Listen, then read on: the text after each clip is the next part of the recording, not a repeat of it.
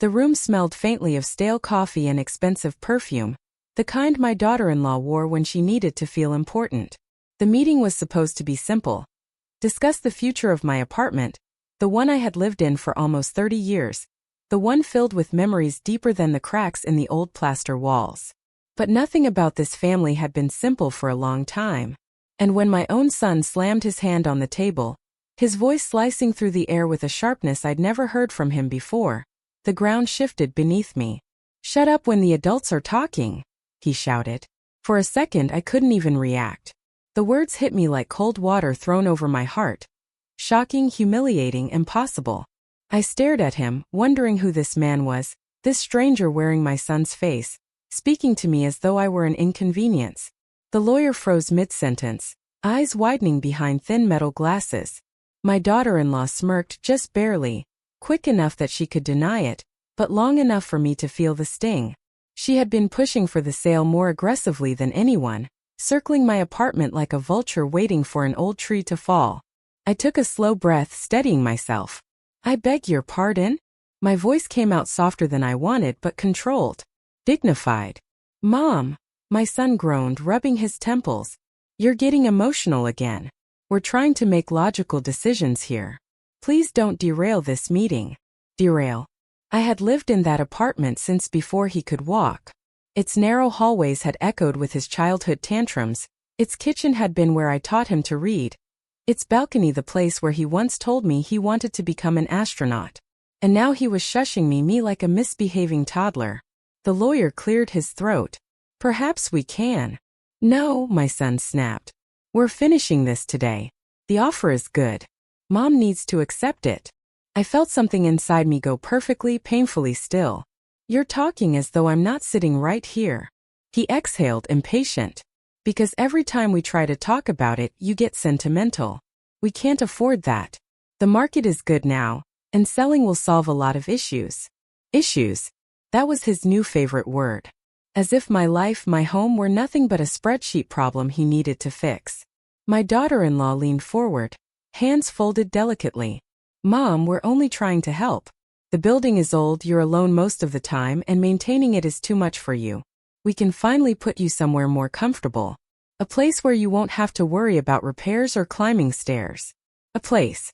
Somewhere more comfortable."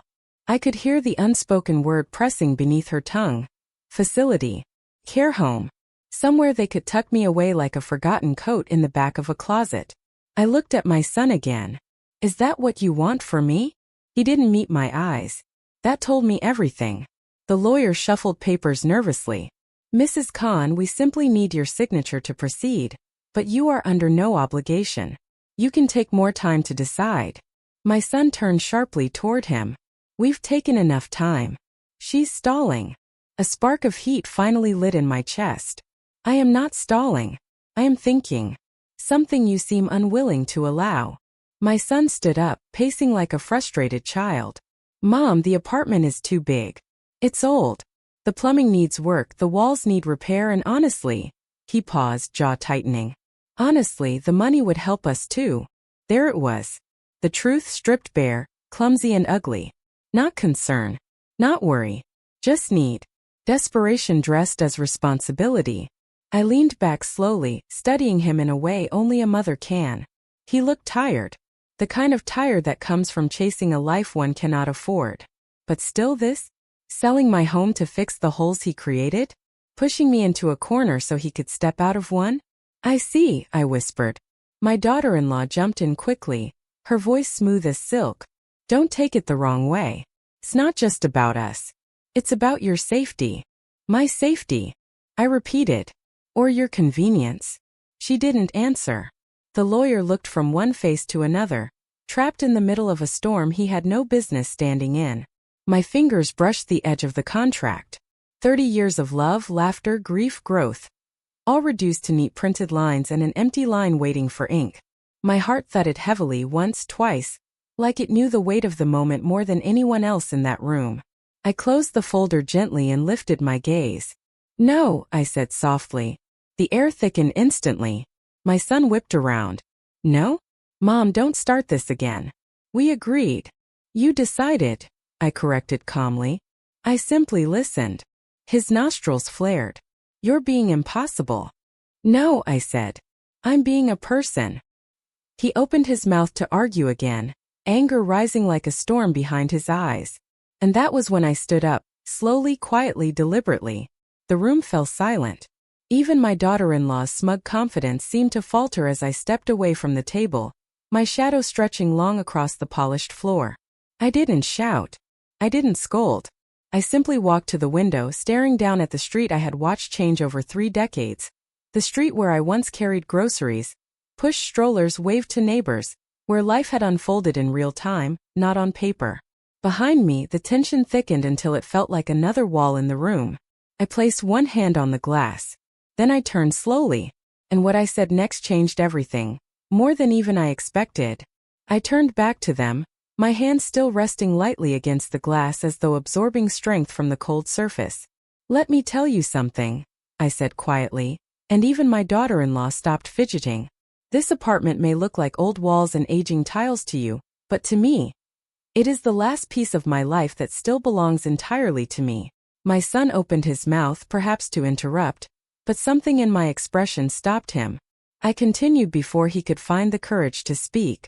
Do you know what it cost me to keep this place?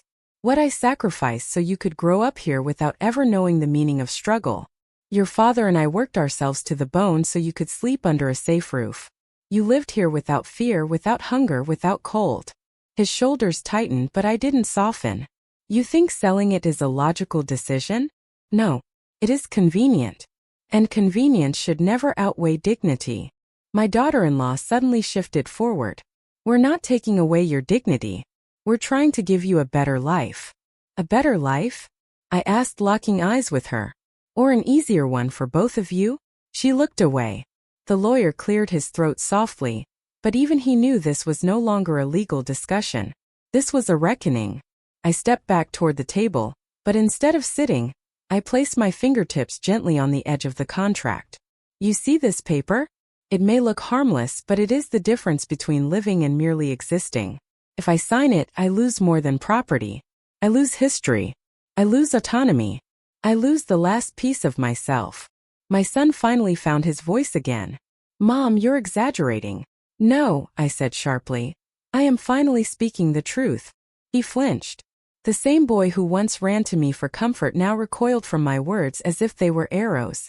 I felt a pang, but I didn't waver. He needed to hear it. You don't get to shout at me and tell me to shut up when the adults are talking. I raised you. I fed you. I sat by your hospital bed when you broke your arm falling off your bicycle. I comforted you when kids laughed at you in school. I stitched your costumes, cooked your meals, carried you when you were too tired to walk. I have earned the right to speak. He looked stunned, as if the woman standing before him was not his mother but someone entirely new, someone he hadn't bothered to understand for years. And since you are so eager to talk about adulthood, I continued, let's talk about what adults do. Adults do not bully their mothers into decisions that benefit them. Adults do not shout. Adults do not belittle. Adults listen. Adults protect. My voice trembled, not with weakness, but with decades of buried exhaustion finally rising to the surface. When did you stop being my son? And when did you become someone who sees me as a burden? My daughter-in-law tapped her nails nervously on the table. My son swallowed hard. And for the first time since the meeting started, they both looked genuinely unsure of themselves. I didn't say you're a burden, my son muttered. You didn't need to, I replied. Your actions speak louder than your excuses. The lawyer pretended to read something in his folder, but I could see the sympathy in his eyes. He was witnessing a family cracking down the middle. I straightened my back, taking a slow breath. Listen carefully. I am not selling this apartment. Not now, not later, not until I decide it is time. Mom, my son said, his voice rising again. I held up one finger. Interrupt me again, and I walk out of this meeting and never entertain another discussion on this topic.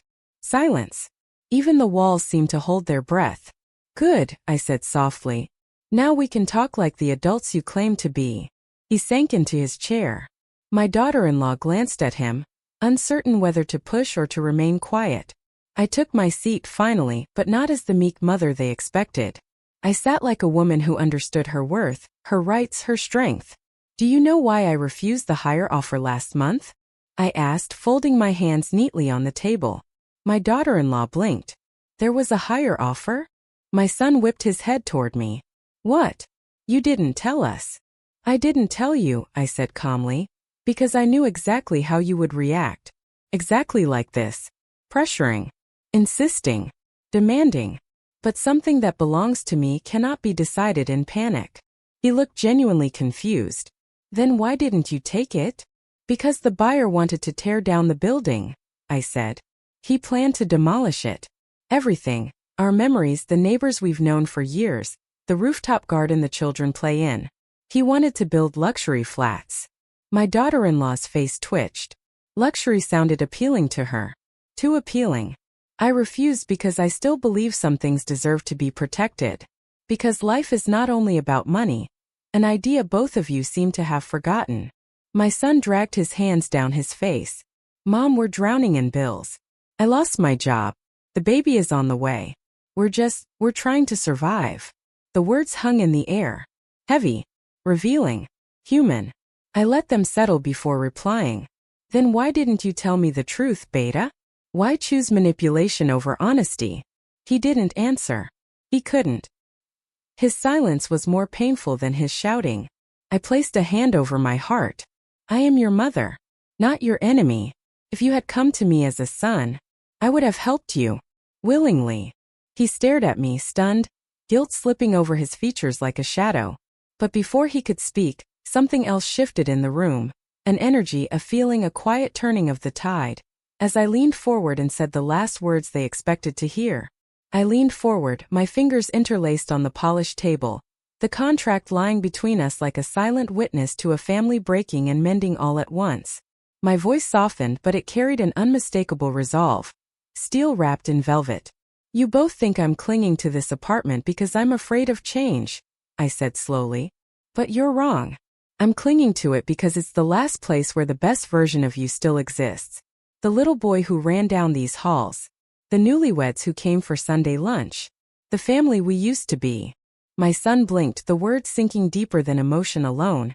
It was memory piercing through denial. But, I continued gently, if life is forcing us to change, then we must change with grace, not greed. My daughter-in-law straightened, as if bracing for a judgment. Instead, I surprised them both. You need money, I said. And I'm not blind to that. I'm not heartless. But this apartment is not the only solution. It is simply the easiest one to you. Their faces shifted, uncertainty rising like mist. I have savings, I revealed quietly.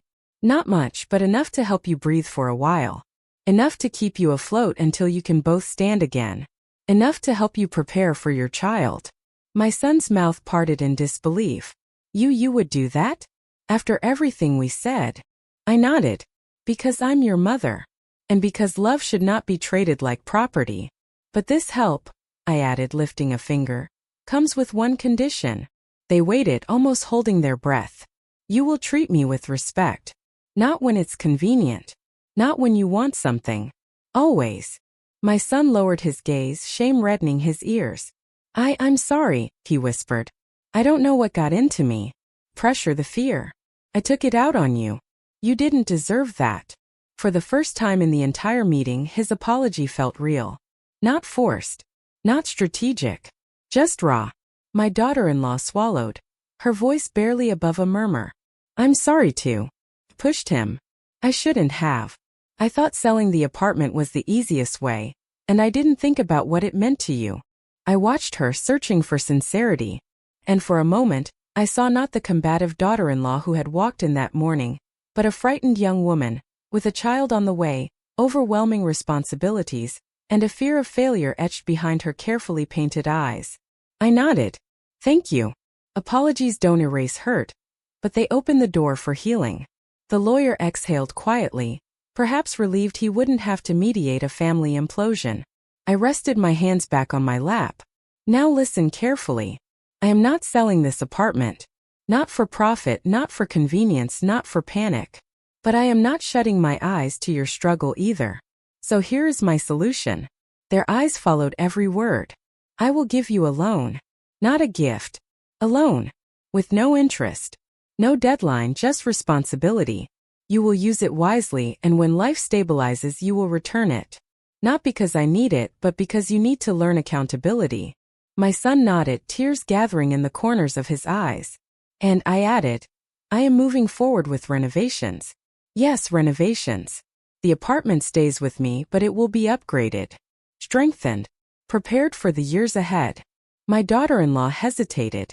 But renovations are expensive. I know, I replied. Which is why I'm not asking you for a single rupee. I will manage it. My son looked at me as though seeing me for the first time. Not as a fragile widow living in an old building, but as a woman who had carried an entire family on her shoulders for decades and still stood tall.